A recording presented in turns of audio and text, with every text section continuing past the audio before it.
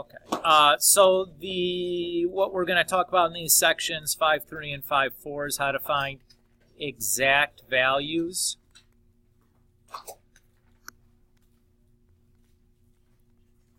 of angles other than 30, 45, 60 degrees and their multiples.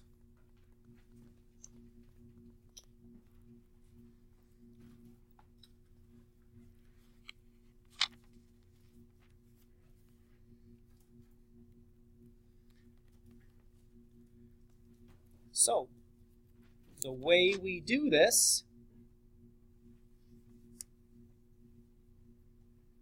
is we're going to use the following identities.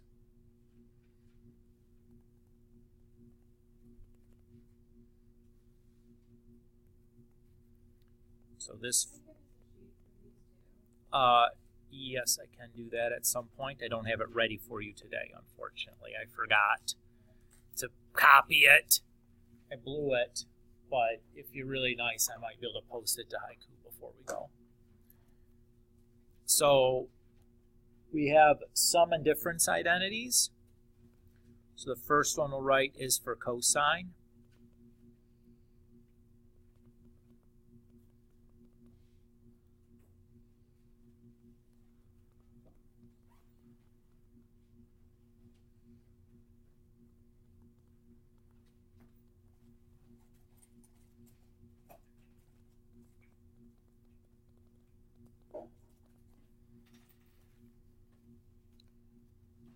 So I want to point out to you guys that this is really two identities here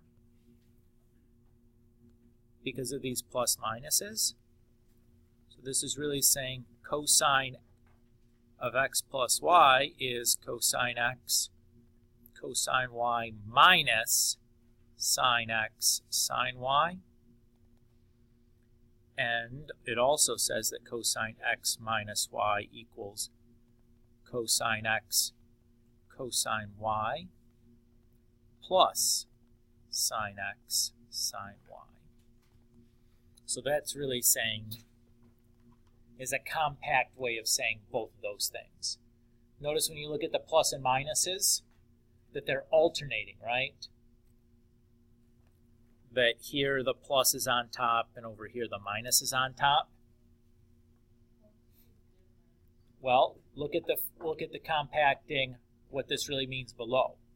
So it means that cosine of x plus y is cosine x, cosine y minus sine x, sine y. So the top symbols go together and then the bottom symbols go together. So typically we write them in that kind of compacted notation because it saves us from writing two separate formulas, but that's all they're really saying. Is everybody okay with that idea? Okay, so let's look at an example of how we can use this. So for example, I can compute the cosine of 15. Wait a minute, that's not one of our unit circle angles. How are you going to find an exact value for that, Mr. Kulik? Well, I am going to use an angle sum or difference formula. Specifically, I'm probably going to use an angle difference formula. And I'm going to find a way to rewrite 15 as the difference of two of my unit circle angles. So what two unit circle angles can we subtract to get 15?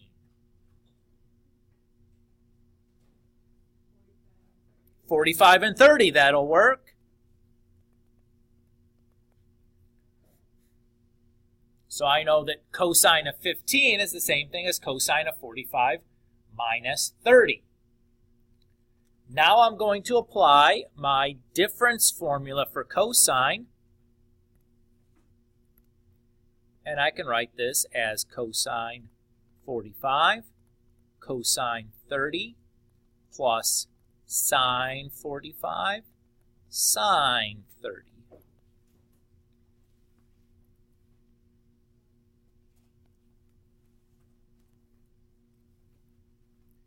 Everybody okay with that? And now, if we look at this chunk here, notice that everything is on my unit circle, right? Sine and cosine of 45 and 30 degrees are all unit circle values. So I could go to my unit circle and write down the exact values for these. For instance, what is the cosine of 45? If I go to my unit circle, you might want to take out your unit circle to look at while we're doing this. So when I look at cosine of 45, it's on the back of the identity sheet if you have that handy. Figured it might come in handy. You never know. So what's the cosine of 45 when I look at that? Which coordinate am I looking at? The x or the y? The x. So at 45 degrees, the x coordinate is square root 2 over 2, right? Then let's find cosine 30. So at 30 degrees, the x coordinate is square root 3 over 2. And then if I go to sine 45, now sine is which coordinate? The y coordinate. So cosine of 45 is also square root 2 over 2. And then sine 60 is, or I'm sorry, sine 30 is 1/2 or 1 over 2. So when I multiply these two fractions together, what's the square root of 2 times the square root of 3? Square root of 6. And 2 times 2 is 4. Can I reduce the square root of 6 and 4? No, right? Because the 6 is underneath the square root, and the 4 is not. You can't reduce things that are underneath the square root with things that are not under the square root. Okay, and I multiply the other two fractions together, I get square root 2 over 4. So I could rewrite this all as square root 6 plus square root 2 all over 4, because you notice they have the same common denominator. And I can call that my final answer. What do you think? That's not so bad. What's up, old wine? Nothing much, cool dogs. B11. Here, let me make sure I don't have any other. Maybe I have a B11 here.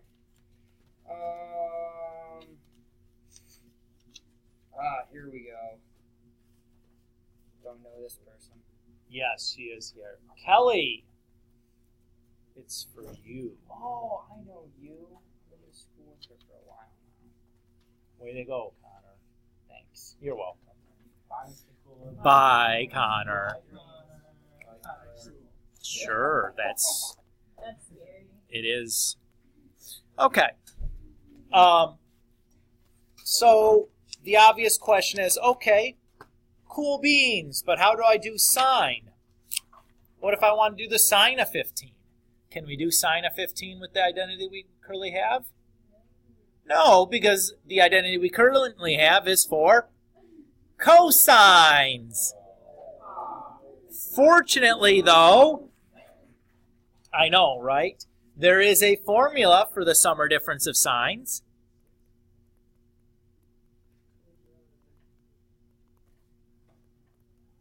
Oops, I was using x and y's here.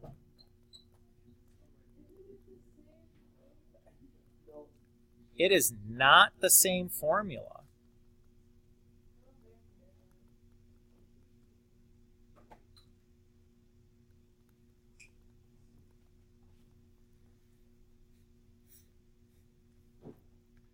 So again, what does this formula really mean? It means two things, right?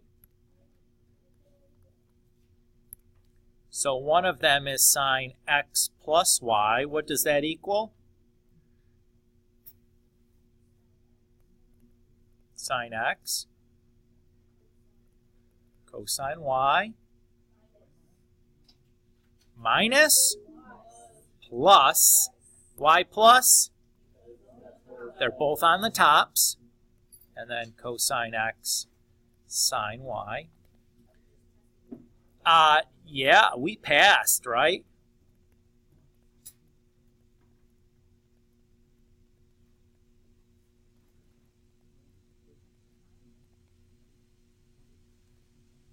So again, that formula means two things, right?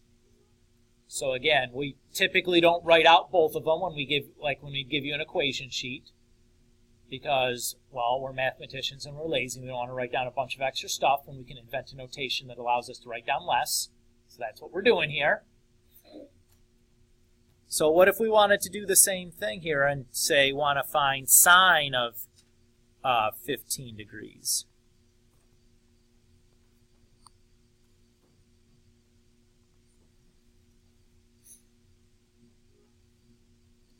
Well, the first thing I need to do is rewrite sine as the sum or difference of two of our unit circle angles.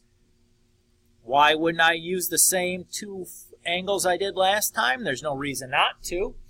I'll think about 15 as 45 minus 30. Could I do 16 minus 1? I wouldn't, because what's the problem with 16 and 1? They're not on my unit circle. Right? I gotta pick unit circle angles. Yes, Julia.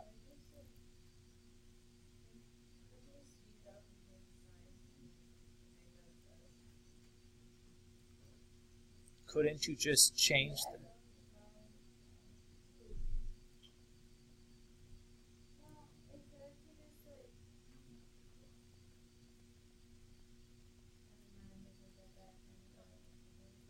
Okay. That's okay.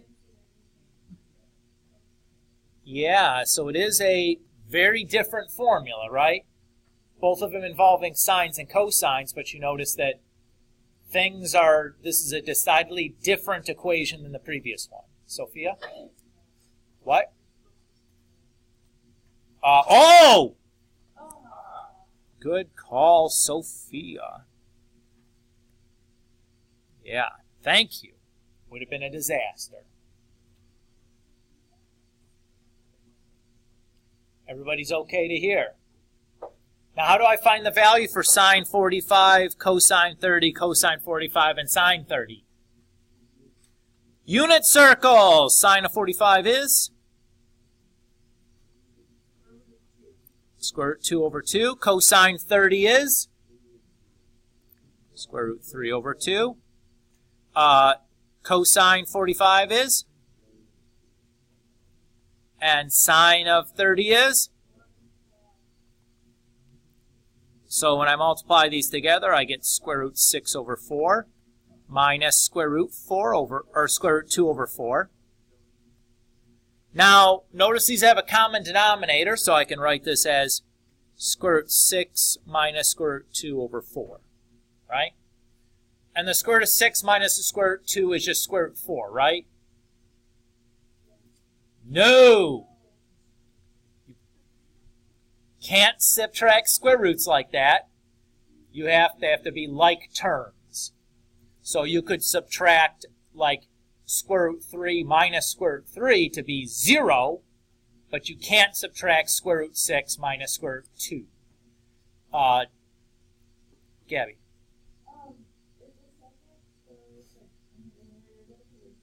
Yes. You're welcome. So here is my exact answer. Yes, Megan?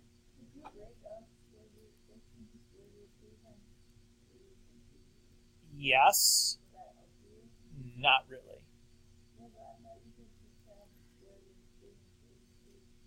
You could do this as an aside. You could do this, and then you could do that. But that's as much as you could do. Does that get what I see what you're saying, but it's not really helping us combine anything. You know what I'm saying? Yeah, it doesn't look like a good thing to do. Okay. So, you might ask, all right, that seems fine. Is there a way to check this, Mr. Kulik? Sure. So the easiest way to check this is to just pull out your graphing calculator. First thing I'm going to do is check my mode to make sure that I'm in what mode? Degrees. Why do I know I want to be in degree mode? Because we're doing the sine of 15 degrees. Okay? So I'm going to do sine of 15. And then let's see what the square root of 6 minus the square root of 2 is.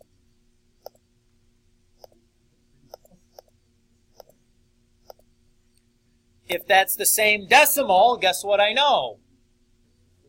That I've done this correctly, right? So again, easy to check these. There's no reason to get one wrong or to leave one wrong because they're easy to check. Everybody's okay there? All right. What if I wanted to do tangent?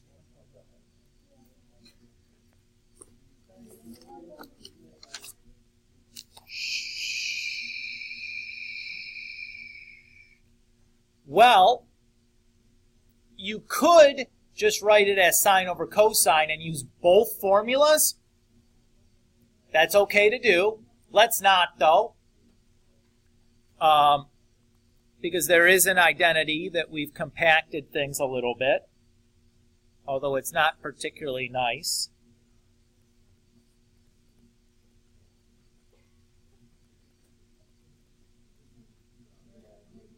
This is another identity for tangent now.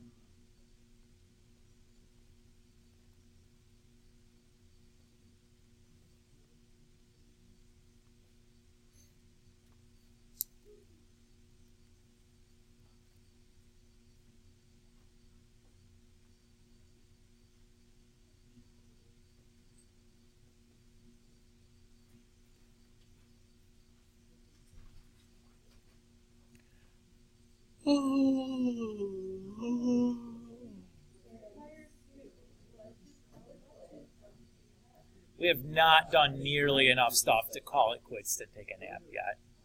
And besides, it's not stopping Maddie anyways.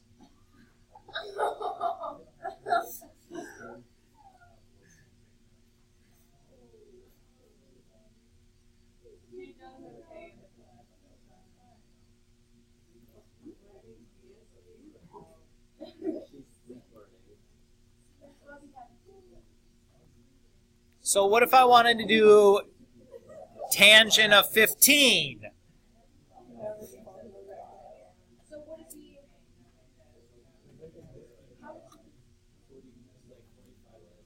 So I'll still do, I know 15 is the same thing as 45 minus 30. That's still good stuff to do. And then I can apply my identity. Oops. Except that's minus, plus on the bottom.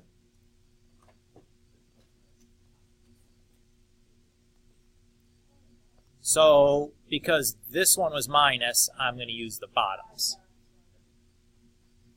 Yep. So again, it just, if it's easier for you, the first thing you do is just rewrite them as two separate things. If you need to do that, as soon as you get your identity sheet on your test or quiz, just rewrite them as two separate ones. No big deal, right? Just takes a second to do it, but if it keeps you from goofing the signs, it's 2 seconds worth well spent. All right, how do we find tangent using the unit circle? Well, what's the identity for tangent say? Tangent is sine over cosine. So on the unit circle, sine is y, and cosine is x. So on the unit circle, tangent is y over x.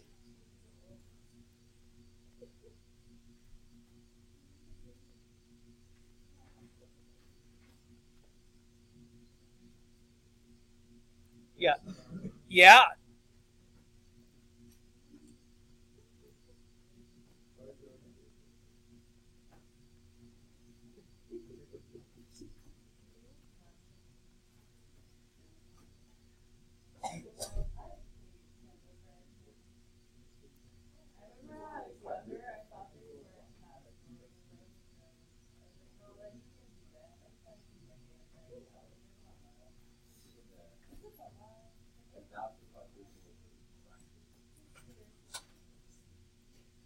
So you look at this initially and you're like, oh crap. But it's not so bad, because if I look at this first fraction, notice the denominators are both 2, right? Sure, we can do that too. If I look at the second one, both of the denominators are 2. So guess what I can do? I just do numerator over numerator.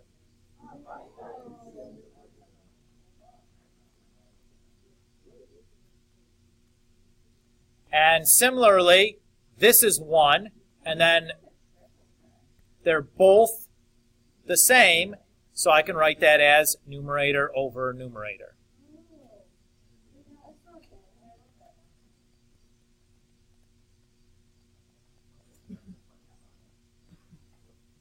Well, we don't like this answer.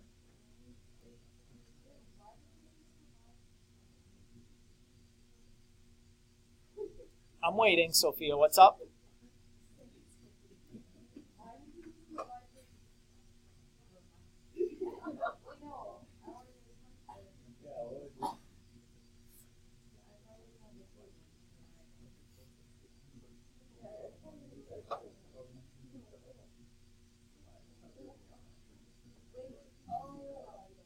So there's 2 things wrong with this as a final answer. One is that you have fractions still inside of fractions. And the second thing is that you have radicals in your denominators. So the easiest way, let's take care of the fractions inside of fractions part first.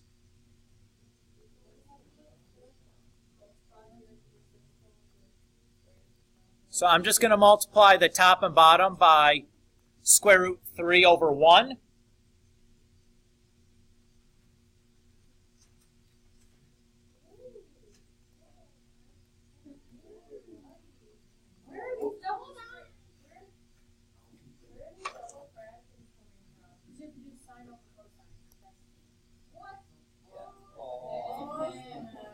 Yes, Selena, yes. I certainly did. I understand. That's why I was waiting for you to ask your question there, that you were like, wait, what? No, what? No, what? No. And then you didn't ask it. Okay. You asked Julia, and apparently Selena overheard you and answered. So we'll take it. You got the answer. Is everybody happy with us how we got rid of the fractions inside of fractions? Okay, you take your time.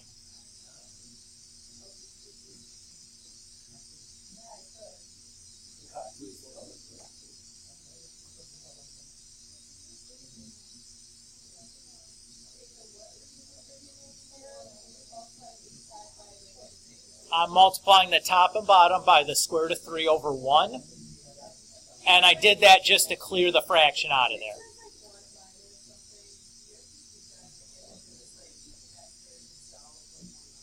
I think of it as one thing, yes. The way I would like an x plus 2 or something. You may. Is everybody okay to hear then? Yes? Yes.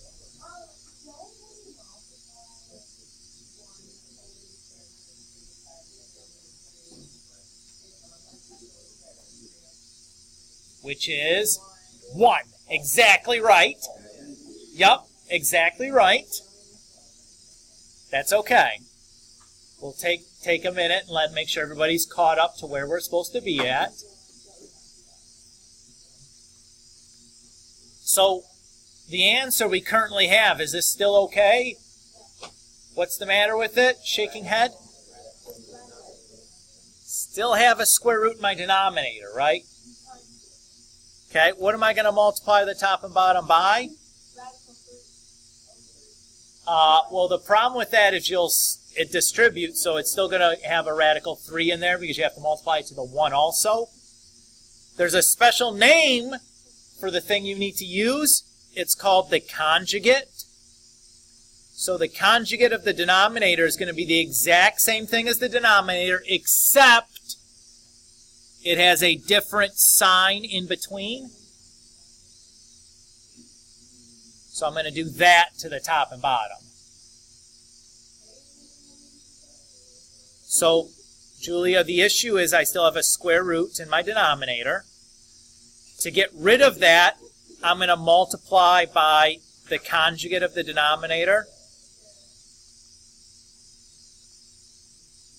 So the definition of conjugates are like A plus B and A minus B are conjugates.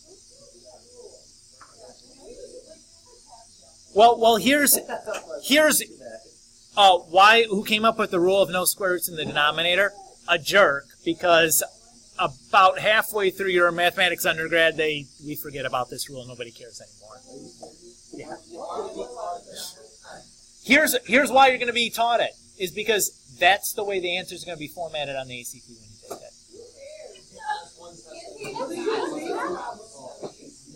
It's kind of an important one. No, you can do it for a while, but eventually it just gets such a kind of a pain that you're like, you know what, forget about it.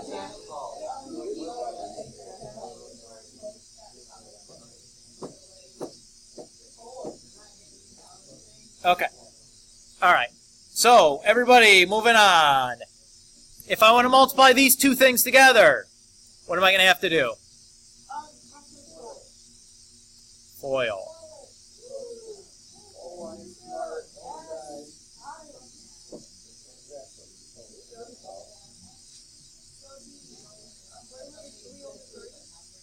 So when I multiply square root 3 by square root 3, I get 3, which is the square root of 9, or 3. When I multiply square root of 3 to negative 1, I get negative square root 3. When I multiply negative 1 to the square root of 3, I get negative square root 3. And negative 1 times negative 1 is 1. Everybody happy there? I do the same thing down here. Square root 3 times square root 3 is 3. Square root 3 times negative 1 is negative square root 3. 1 times square root 3 is positive square root 3. And 1 times negative 1 is negative 1. What do you notice happens on the denominator?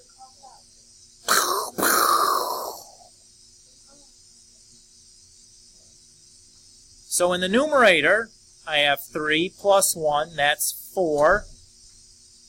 Minus square root 3, minus square root 3, that's minus 2 square root 3's. We're adding and subtracting, not multiplying, Selena. That's where you gotcha. Over 2. And here's the problem still. Guess what? There's more there's more to do.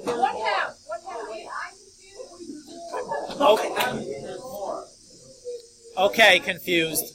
Let's get this out of the way before we move on.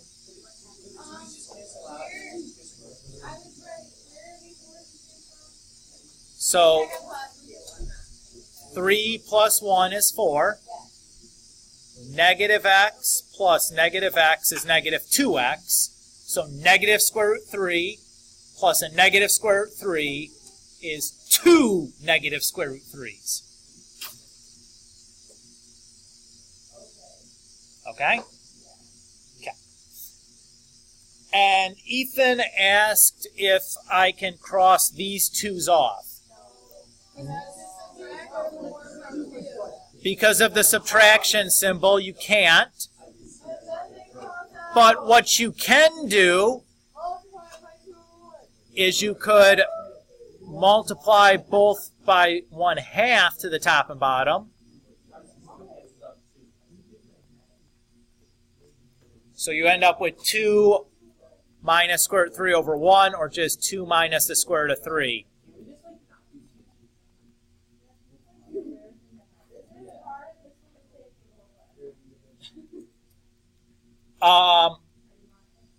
Again, on a test or a quiz, I might ask you to do something like that once. Right? I would think reasonable to ask you to give me this multiple times, where you've just filled the things in and haven't simplified. But I might ask you once for a full simplification. Or I might give you everything already plugged in and ask you to fully simplify.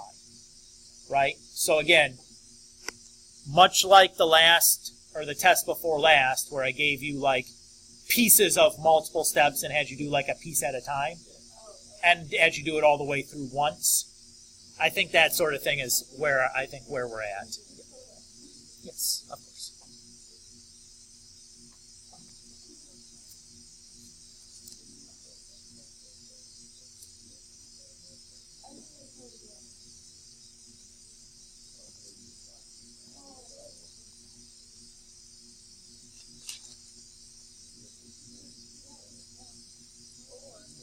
Or you could have thought about tan 15 as sine 15 over cosine 15.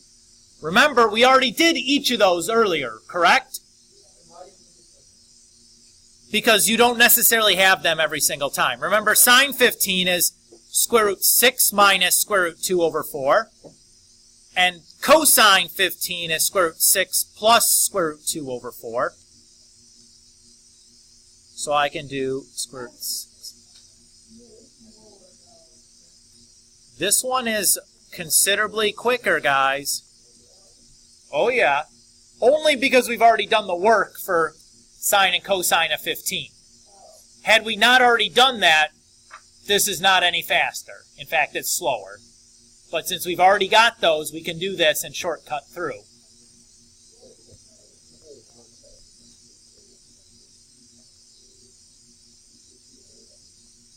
We did those earlier.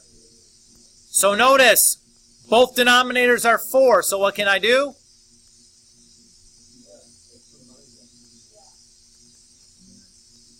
Numerator over numerator, right? Okay. Is this an okay final answer? What's the problem?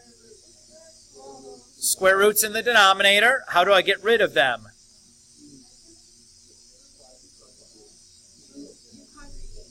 I multiply by the conjugate. Okay. We're in Spanish class now, so what is the conjugation here? Good. Yes.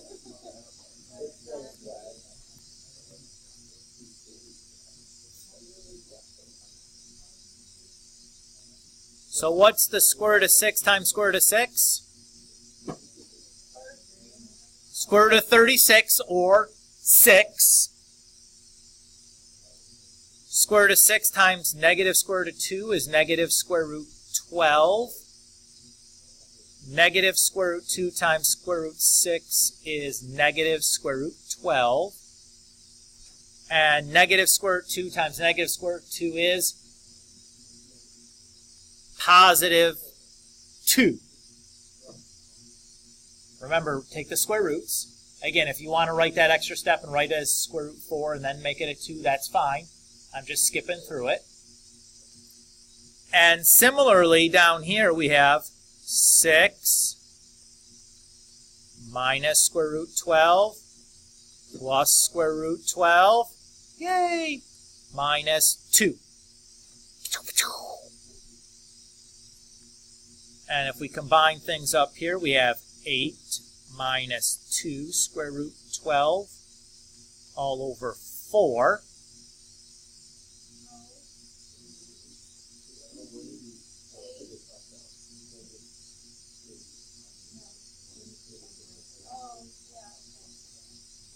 You good? And we can certainly do the 1/2 thing again. I heard somebody whisper. But this isn't exactly what we had before, right? Guess what we can do with the square root of 12? Remember that the square root of 12 is the same thing as square root 4 times square root 3. What's the square root of 4?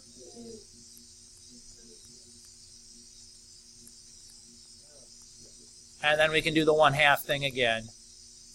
And then we're at our same answer we had from before.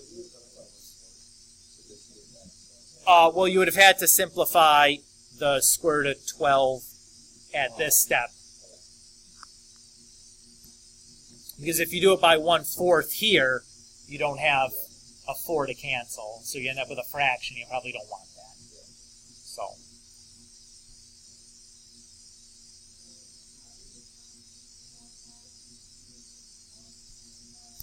Because all the coefficients were even. Is that okay with that, Julia? You'll just take that as a sure? Okay. That's exhausting.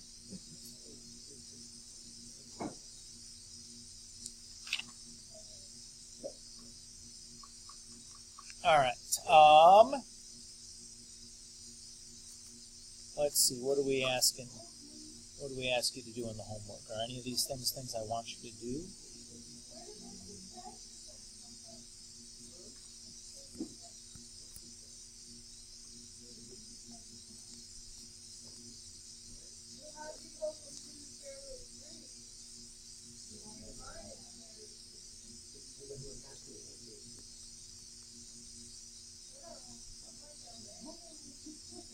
This is like as an aside.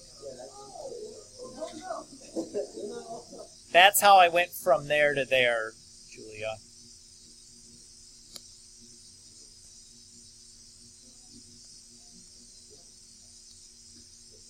So the aside was moving from the square root of 12 to the 2 square root of 3.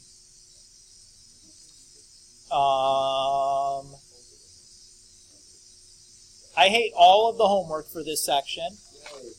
Oh, never mind. Never mind. I see some I do like.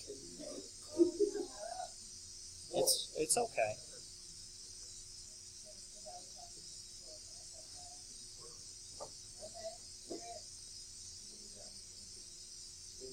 Snap. She got you.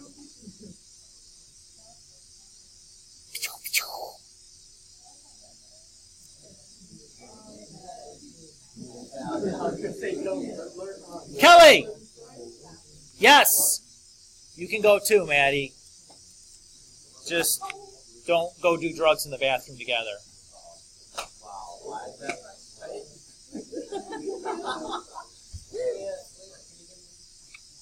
Oh, I wasn't done. I just done with that part. We have like 45 minutes left.